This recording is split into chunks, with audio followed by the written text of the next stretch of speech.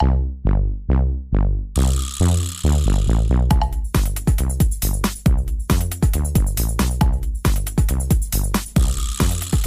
another lovely day, and you're right here tuned to the program Ground Zero, coming to you on Procyon Radio and Television.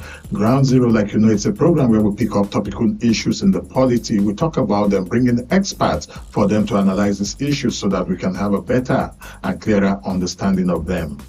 And like you also know, whenever there's something going down, Ground Zero will surely be the first to bring it to you, ensuring that everybody gets to understand what's all about. When we mark special days, it is for a purpose and for a reason. It is not just because we just want to tick it out in the calendar, but because we want people to know the essence and importance of such days. And today we will be highlighting the World Environment Day. And this day is marked on the 5th of June every year. And this year, it fell on a Wednesday, the 5th of June. Today, with me on the program, we'll be looking at this. I have two experts in the studio with me, and we'll be looking at these issues. And the theme for the World Environment Day for 2024 is Reviving Lands for a Brighter Future. And of course, the theme has some key elements that we'll also be looking at within or in the course of today's program. My name is Ehis Agbon, and with me in the studio today, I have Gloria, Kasang, Bulus. She is a climate activist. She is an environmentalist. And of course, the other title I will not mention, Saronia of... All right, Gloria, you're welcome to Ground Zero today. Thank you so much, Ehis, and good day to our listeners out there. All right. I also have with me in the studio another gentleman, and he is active in all of the spaces. Of course, you can see what he's putting on, which signifies that he is also one that's active in and around climate. Danjuma Abbas Dangwa. He's an active citizen, and of course, he is one that's also passionate about the environment and also a climate change active person. Danjuma, you're welcome to Ground Zero. Thank you so much for having me on the program today, and my greetings to all our listeners. All right, talking about the environment and of course the World Environment Day, and marking it this year, we will be looking at these key elements that includes land restoration, stopping desertification, and also building drought resilience. These are key areas that I want us to be looking at today. I'll start off with Gloria, Kasang, Bulus. So we just only introduced you. That I'd like for our viewers and listeners that are meeting you for the first time, give us a little bit about your background again. Gloria. I thought there's supposed to be an agreement that we stick to one that covers all, which is being an environmentalist. It covers everything that I do. But, it's always difficult to talk about myself, or I like to keep it as simple as possible. But my name is Gloria Kasang Bulus. I'm the Executive Director for Richard Gap for Africa Initiative, an organization that works around environment as well, environmental issues as well. And I, as a person, that's my core background, working around environment, and which I'm very passionate about. I mean, advocating for issues around environment, taking relevant actions as need be around the environment. Thank you. Thank you so very much. And Danjuma also give us a little bit about your background as it relates to environment, because I know you have so many. well, as it relates to environment, I practice agriculture. So for the fact that I like food, I also believe that food production and food security is key. Is underlaid by sustainable environment and land that is able to also produce the food will require some certain level of health, which includes the availability of water, the challenges around speed of wind, even the exposure to solar radiation, how all of these things are reduced, and quite a lot of things too around practices that are supposedly sustainable to ensure that the culture in agriculture is not lost. Besides that, I am interested in so much around the environment because of my background in natural resources engineering. Thank you so very much. So you can see or hear now that those that I have in the studio will be capable of handling anything we want to talk about environment today. Looking at this year's theme, reviving lands for a brighter future. What's the essence of this theme and how important is it to you as an environmentalist? Well, this theme actually is timely and it speaks on the current situation we have with respect to our environment. And so it doesn't just speak to Kaduna, it doesn't just speak to Nigeria, but it speaks globally because it is a global thing. And if you look at from different countries and different regions, you'll find that we're already losing our lands. We're experiencing quite a lot of climate hazards happening that are making us lose the fertility of our land, the productivity of our land, the whole essence of having the land. It's depriving us from enjoying, the benefits that comes with the land. I mean, if you go back biblically or from any religion, you know that actually this is one of the things that God created for us to be able to enjoy. Like Danjuma have said, our food comes from the land itself. Mm-hmm. And a lot of natural resources come from land itself because that is where our animals too, our plants and everything, even the pharmaceutical company rely on the land because the natural resources, the resources they use for some of the drugs we take come actually from the land before mixing it up with all sorts of chemicals, So there's a lot of dependency on the land.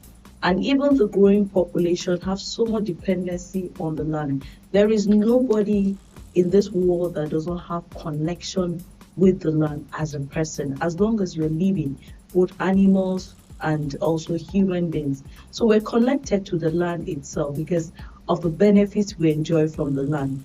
But if you look at it due to different issues coming up from the impacts of a changing climate, you will see that we're losing these lands. We're losing lands to erosion, we're losing lands to drought, we're losing lands to even overgrazing, we're losing lands to different reasons that I can go on and on and on. And so if we're losing those lands, you can see the resultant impacts of losing those lands. You can actually see it even from the food prices. Prices of food is actually on the increase. Aside from the fact that, yes, we can attribute it to, the inconsistency in annual rainfall, but are those lands actually fertile enough to be able to accommodate those trees? We're losing our forest resources. We don't even see them anymore. There are some plants that, while growing up, or some plants we just able to see them probably on TV or in books or documentaries or something like that. And also those forest resources also serve as habitats for animal species. So, you can imagine if your house is being destroyed. We can also relate it to what happened in Kaduna, where houses were demolished. So people were displaced. And that's the same way those animals too, are experiencing. Their houses are being destroyed because of construction, road construction, and all sorts of things. Say, for example, Kaduna, we have the urban renewal project that have cut down a lot of trees. We're not against development. Development is good. But how environmental friendly are these developments that are happening around? Some of those things, I know of a state that I went there and I saw a very wide road with trees by the side. And I asked, years back, I was like, what happened here? They said, the indigents said the governor has enough space to build, to do whatever bragados he wants to do, experiment he wants to do. But those trees, he shouldn't touch them. Because I mean, it's linked to their forefathers. There's that cultural linkage it has with them. And I watched a video years back of a little boy that did a video innocently. He was accusing the then governor of cutting down trees because he was like, it's so disrespectful because how can he cut trees that are even older than him and older than his grandfather? But that's his own lay understanding, I mean, of the value of trees. So it goes beyond just planting trees, having those trees cut down. There are other impacts. And then if you cut down, people say, okay, if you cut down one, you plant 5. But I'm solely against that. It takes several years for a tree to grow up and begin to exhibit its full functions. So if you cut down a tree, except if it's a threat, and then you plant it, how many years will it take for it to begin to, utilize, or probably give us its benefits? So all these things are, things that are happening to our lands as we're seeing. So it's not far from us, it's happening. And equally, we ourselves, we're also guilty of that. So you see, a lot is happening that we're losing lands, you understand, despite its benefits. And so a lot of people are losing livelihoods as a result of these lands that are being affected in one way or the other. So the impacts is just numerous. There's no sector I would confidently say that is not linked to the environment. The linkages are there. And even us as human beings, we're directly linked to the environment because we eat, we drink water, and all these waters are linked. Where do we get the water we drink from? It's not like we fabricate or have anywhere that we make artificial water.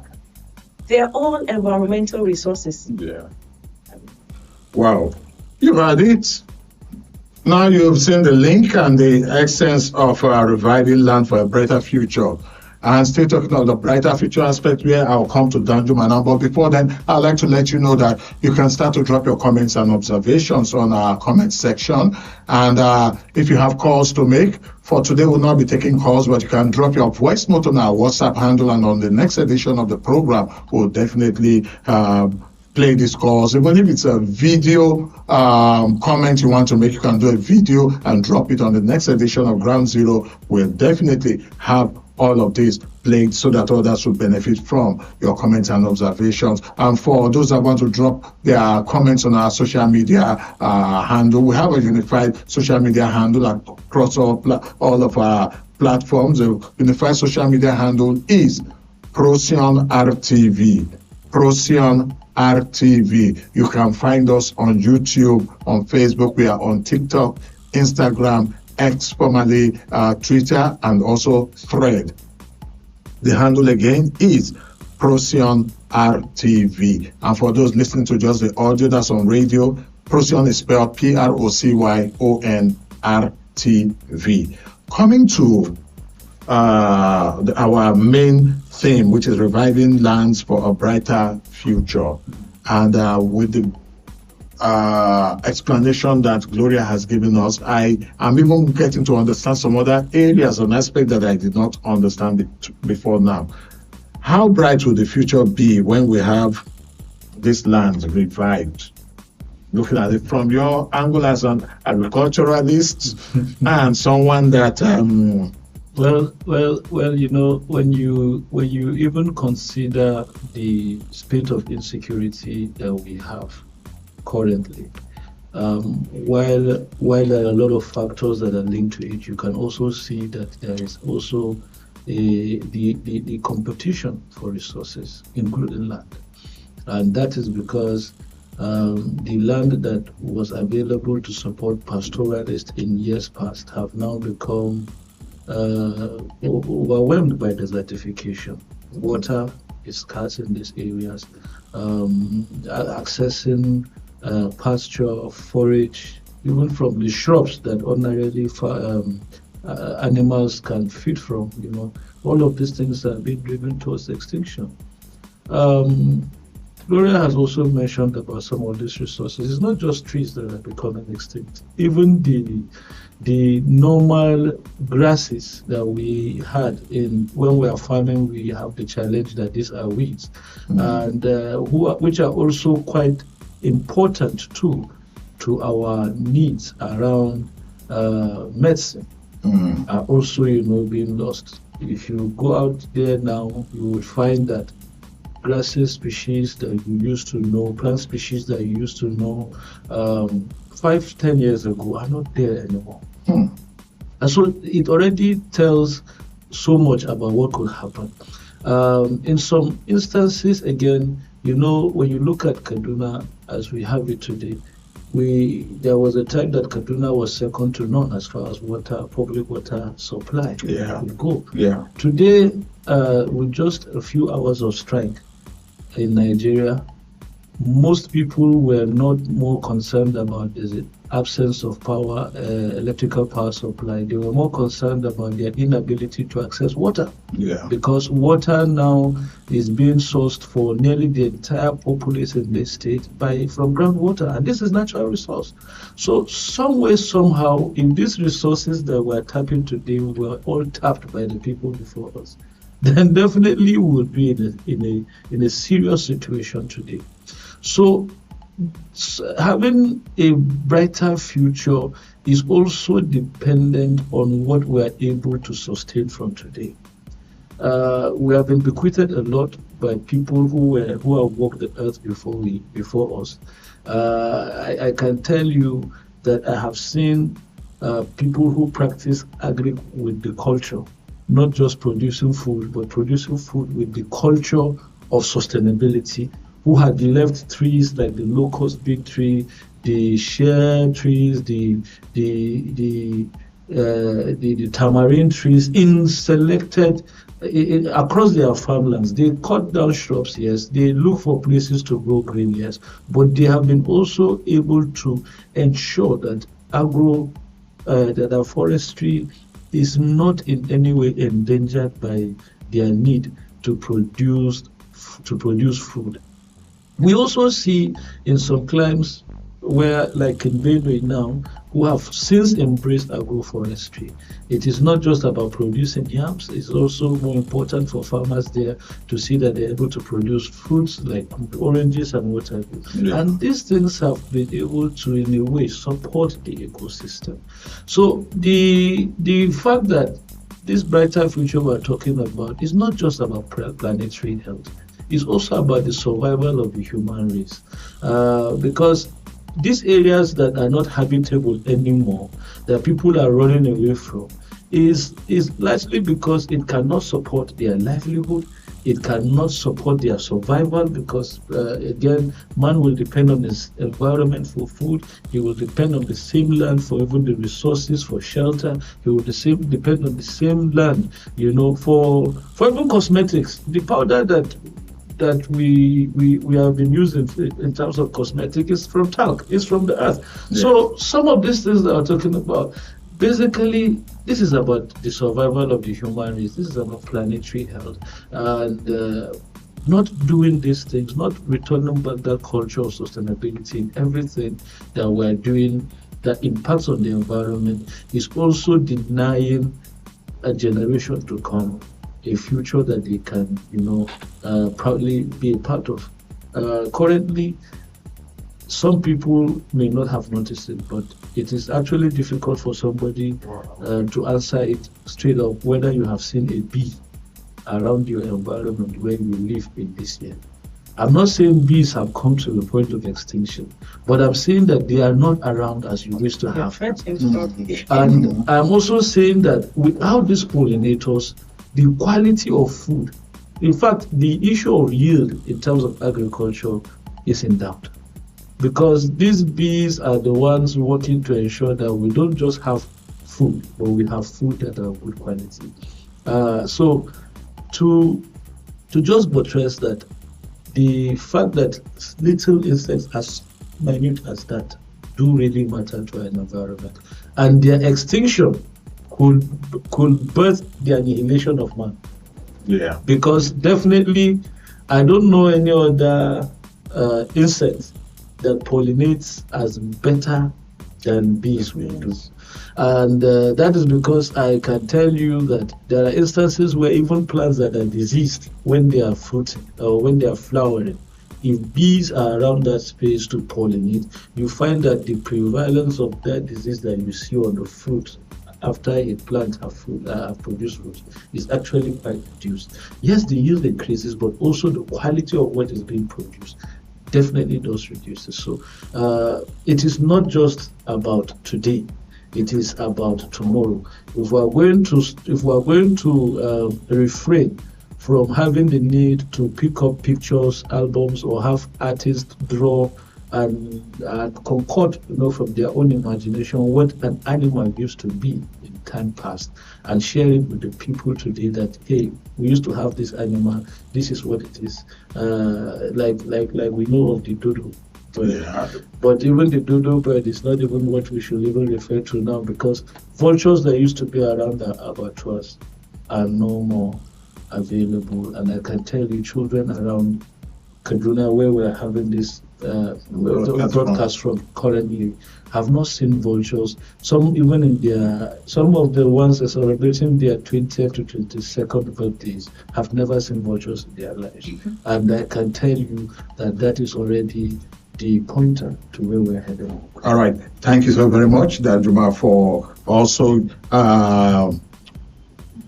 showing us where we are headed as a year. Now, looking at the key elements that for this year's World Environment Day in the area of land restoration, stopping desertification, and of course, building drought resilience.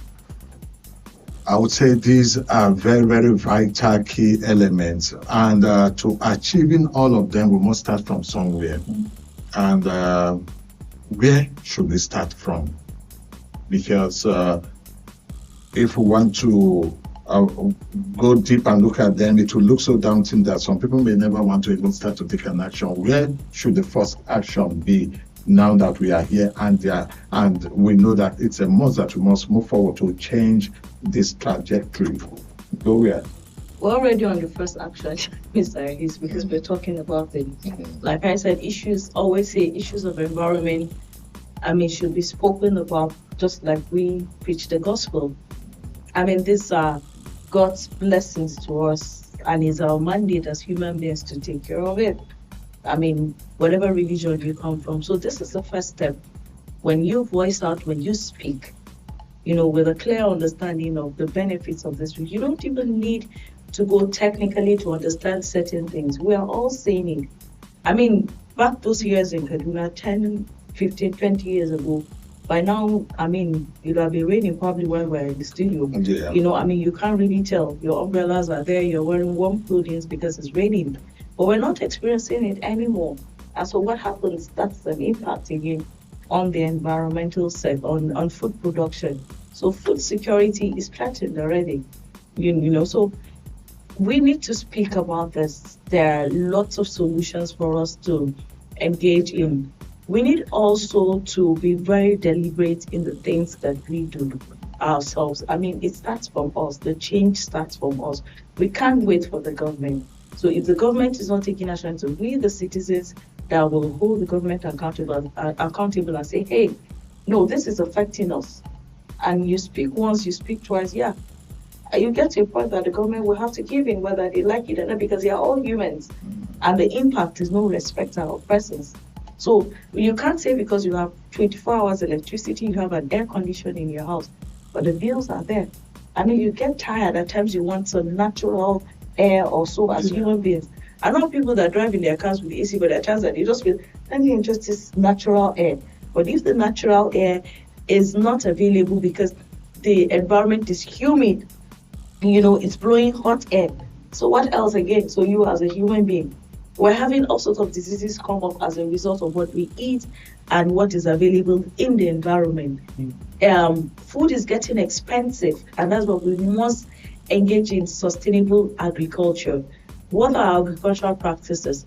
Danjuma has highlighted some sustainable, some climate smart agricultural practices in the course of his discussion, but there are quite a whole lot of those techniques. We're having aquaculture, we're having alley cropping, where you're not cutting down forests, but you're planting in between those trees.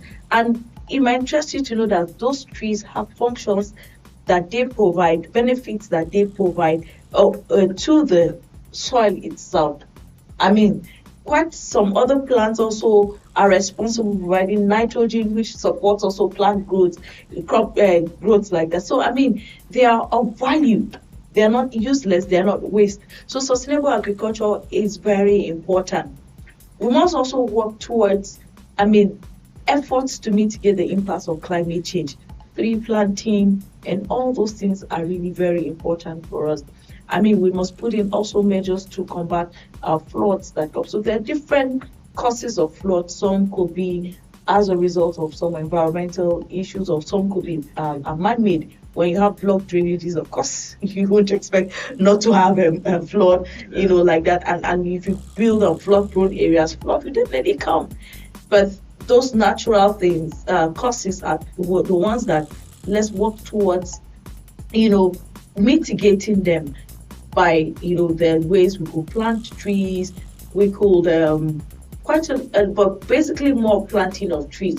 So there are different measures that we could do, but it's important that we begin to speak this whole thing as the gospel, like we speak, let it be our everyday language, that we are deliberate towards it.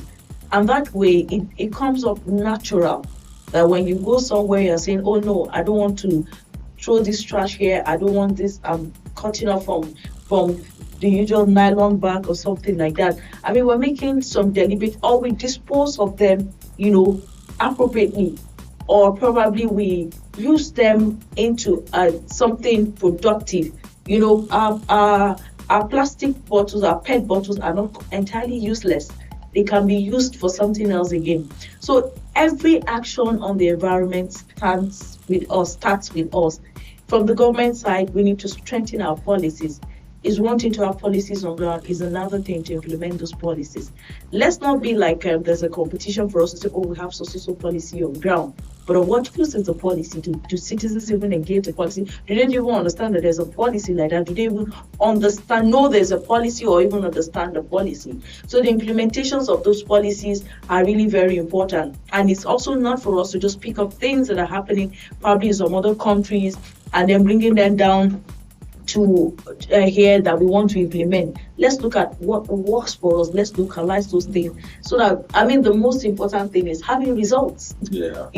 I mean, you can't just say, okay, because Kenya has banned plastic, so we have to ban immediately, or we have Kigali and all those countries where they've gone green. Yeah, there are efforts. We have to look at what can we do. Are there alternatives? Let's put those alternatives first. So every action in terms of reviving our lands for a brighter future is our responsibility. So if tomorrow there's no brighter future, we are to be blamed for that. If tomorrow there is no brighter future, we should hold ourselves responsible for that if tomorrow comes. You are listening to the program Ground Zero, coming to you on Procyon Radio and Television, and we are looking at the World Environment Day 2024, and of course, reviving our land for a brighter future. And that's what we are looking at now. When speaking, you talked about tree planting, and I can tell you that most part of Nigeria in the past few days, there's one tree planting campaign or the other. Some states want to plant 10 million, some 20 million, and all of that. And this also seems to be a recurring thing every year. Every state government would want to carry out all of that, and are we seeing results? And how interested are people? Drop your comment and let us know on the comment section, and you can drop a voice note and a video also telling us what you think or feel about what we are talking about. The impact of tree planting, are you seeing it? Have you started planting trees also? Well, in the next edition we'll air all of this so others will benefit from. Coming to Danjuma, tree planting.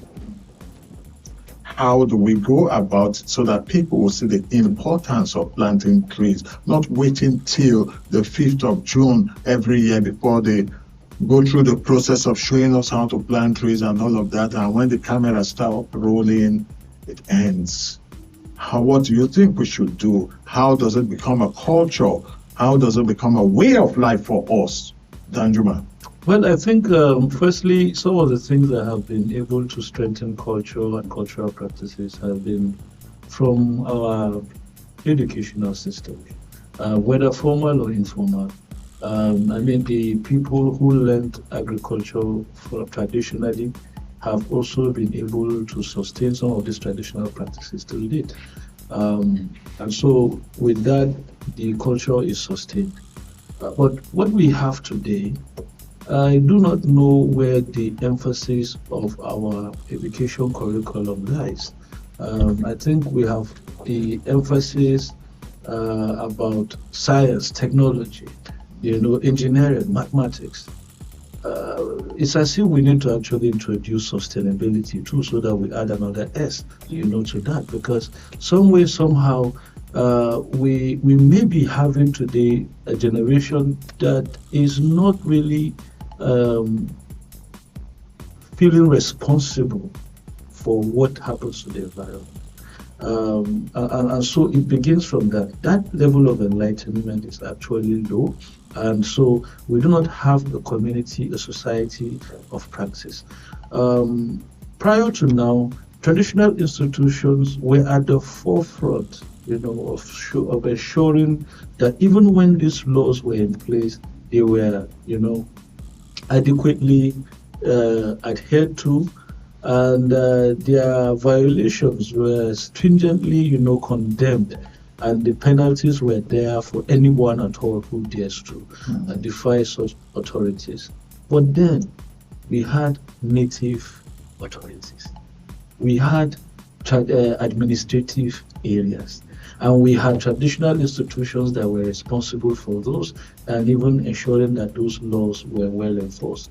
Today, our lowest tier of government, the local government, that is supposed to cater for, or better yet, to bring government closer to the people, is still an experiment. In fact, that experiment, and that is just to bring back what the native authority used to be, is still an experiment that, will be running around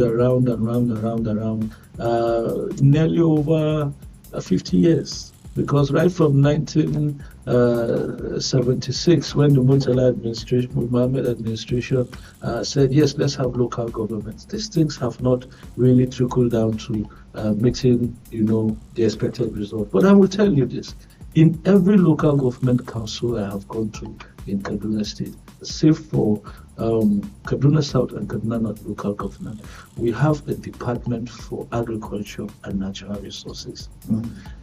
These local government councils used to have individually nurseries, and these were places where locals at community levels were sure they could always go and get good variety of plants that they were interested in planting. Because today is not just about the availability of seeds, it's also the issue of availability of quality seeds, which is actually in doubt. And over the years, this needs that the public institutions, government notably, is supposed to meet is where government is not. I know very well that there are subsidies that come into this country, waivers rather, for inputs that come into this country for food production, or even, food production, because I want to tag everything we do around agriculture like it's food. And then we are not seeing that these incentives really get to the point person for which the government has formulated this policy. And largely because government at subnational level particularly does not have the vehicle to ensure that the common man, the person at the grassroots, is able to play this role effectively. And that also does not just speak, it's not just about the access now to what to plant, but it's also about the access to the administration of justice that also protects those who are even taking the lead in planting, to have what they have planted protected. I can tell you, as a result of open grazing, in the past 9 years, we've had a situation where people have gone to their farms and have seen herders cut down branches from their trees that ordinarily nobody cuts them. I can tell you, you go up on the African mango tree, we call it obono. When you go up on the African mango tree now, and cut it down, there is a chance that you might not even get fruits from it again for a lifetime. So when people have understood this over time and they could tend these trees and maintain and nurture them, and then someone comes around not minding these realities and does as he pleases, and there is no consequences other than the consequences that all of us together will commonly share. It begins to beg for, explanations and, of course, action. But what I see candidly is the fact that at the community level, the level of education around tree planting is low. And even when communities take up tree planting, the incentive they used to enjoy from it, that their trees could live up to the expectations and, yield the results and those benefits that communities and also life in general, can benefit. The earth, the planet in general can benefit. It's no more there. And so long as these incentives continue to become elusive, the disincentive around tree planting continue to persist. And I think that we're already seeing those things happening. I went to a particular community in 2016 that suffered, in 2017, that suffered banditry attacks. Some of the things that this community have lost till date are their bananas, oil palm trees. And when we say bananas, we're talking about communities that bananas were like part of their cash crops. Yeah. They would harvest bananas. A farmer could harvest banana back then as at 2014 and get as much as over ₦1 million in earnings. Today, they don't even have it. And you do not also know the pain, the struggle it took them to get those varieties. Probably one farm extension worker had gone around the nation or somewhere around the world. This thing dropped down and he picked it up and brought it in. I've gone to Ikachia to pick a banana sucker. And that banana that I was going for was brought from Egypt. So if you do not know the history of some of these trees, you wouldn't understand why they are valued by the people who have them. Just recently, our State House of Assembly, after we congratulated them here in Kaduna for maintaining the ecosystem around the Lugard, they went out there and cut down trees. These trees were not even planted by British colonialists. Yeah. We were told they were planted by Germans.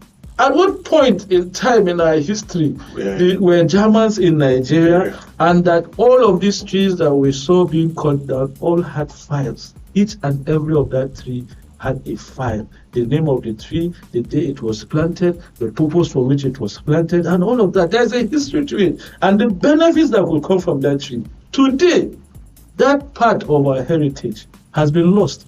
And no matter how much the assembly, could apologize to Kaduna people, they have really, distorted not just our ecosystem, but also our heritage. You can see that there's a link and the connection of the climate to even our culture and our heritage. And because of that, it's our job and responsibilities to ensure that we protect it, we groom it, we nurture it, and make it a better place for our future. We'll be wrapping up the program shortly, but meanwhile, I want to remind you again that you have comments and observations, drop them on our comment section so that on the next edition of the program, we'll play them here. You can drop them by writing the comments, you can voice it, that's dropping a voice note, and of course, you can drop a video on either our social media handle or our WhatsApp portal. Now for the WhatsApp, you can drop them on 0809-799-1989. And for the social media portals, you can drop it on ProcyonRTV. We are on YouTube, on Facebook, TikTok, Instagram, LinkedIn, and Thread. All right, to wrap up the program, then we'd like to take a parting shot from Gloria, Kasang, Bulus. What will be your parting shots?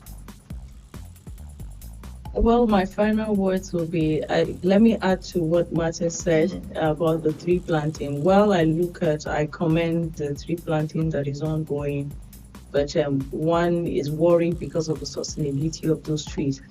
The tree planting could be very quick wins, But I mean, for people that probably, there are quick wins actually for us to be able to address some of these environmental issues. But then the purpose is being defeated. Some are planting trees because they want visibility. And I think it's very important that at every level, from the state down, from the state actors to the non-state actors, I mean, out there, let us rethink and have a purpose for this tree planting. Let us not just look at it as an opportunity for, visibility or so. I mean, so that House people say the Nima Maiki. So I mean, you don't just tag along and just go ahead. And so my last words would be for us to understand and know that it is our responsibility to revive our lands. No one will do that for us. And just like you have said, there's a cultural heritage. And in terms of conservation and protection of our natural resources, the indigenous people, we the citizens, well, we all have roots. So I look at myself as an indigenous person. I must not be wearing some regalia or some hats or something like that, my cultural attire, but I'm linked to that. I mean, so as indigenous people, as local people, I mean, Martin said he's not from the city. He's actually, his roots are, that's where, he's from. So, I mean, let us make it a duty to revive our lands, to protect our lands. Biodiversity conservation or protection of our lands are our core responsibility and not everyone's responsibility. Let's make it a duty, and together with our little actions, we can actually make a difference. Thank you so very much. And to Dangwa, your party shots. I will say that considering the fact that poverty, Nigerians are multidimensionally poor. We know that there are so much competing for our resources, but we also know that we have government. We also know that we are funding government with our resources, and every now and then we tell government what we want government to prioritize. And I think that it is time for us to begin to have a rethink, because over the years, if your government, in this, a subnational level particularly, has not spent up to 1% of what is expending in a budget, in terms of protecting the environment, reviving, lands. I think now is the time for you to impress it on government. When you go to the participatory budgeting process, tell government, let government understand that you want to have your trees back, you want your water, those areas that you have those streams that you cut down those trees and now water is no more available there. So certainly some rivers are now drying up. Now you want to have those trees back there. And I think that if we will collectively, begin to also go beyond the failings of our educational system and have ourselves, teach one another on practices that are sustainable, not just also sustainable, but those that protect the environment from further degradation, then you will be part of making history and ensuring that those who come to work on this earth tomorrow after you will be thankful that you lived. Thank you so very much. I want to sincerely thank you guys for having time to be on the program. This to remind you, the viewers and listeners again, to go to ProcyonRTV on YouTube, Facebook, TikTok, Instagram, and LinkedIn. Drop your comments and observations, and we'll highlight them on the next edition of the program. But meanwhile, you can also drop your voice notes and video messages on 0809-799-1989. Until next time, I'd like to say a very big thank you to Gloria, Kasang, Bulus, an environmentalist and climate activists, and also to Danjuma, Abbas, an active citizen, an environmentalist, and one that is passionate about ensuring that we live a better future for our children. On behalf of the production team, I want to thank you all for having time to be in the studio with us today. Dominic Emmanuel, Nifemi Onibiyo, and of course our friend Solomon. I call him the wisest of them all. My name is Ehis Agbon, and as I go, I want to leave you with this. In the area of climate and our environment, it is important that we nationalize what is sectional. If it works in one place, let's make it national so it works elsewhere. Indigenize what is foreign, and let's emphasize that which is sustainable. Like I always would say, shining like the star that you are. Plant a tree today, water it, and watch it grow. May the good mighty Lord bless and keep us all. Are you seeking the truth about Nigeria? Look no further than Truth Nigeria, your reliable source for unbiased news and insightful analysis. Explore truthnigeria.com for the real stories that matters, from governance to international politics. Uncover the reality behind the headlines. Truth Nigerians, where facts meet clarity. Discover the truth about Nigeria today. Visit truthnigeria.com now.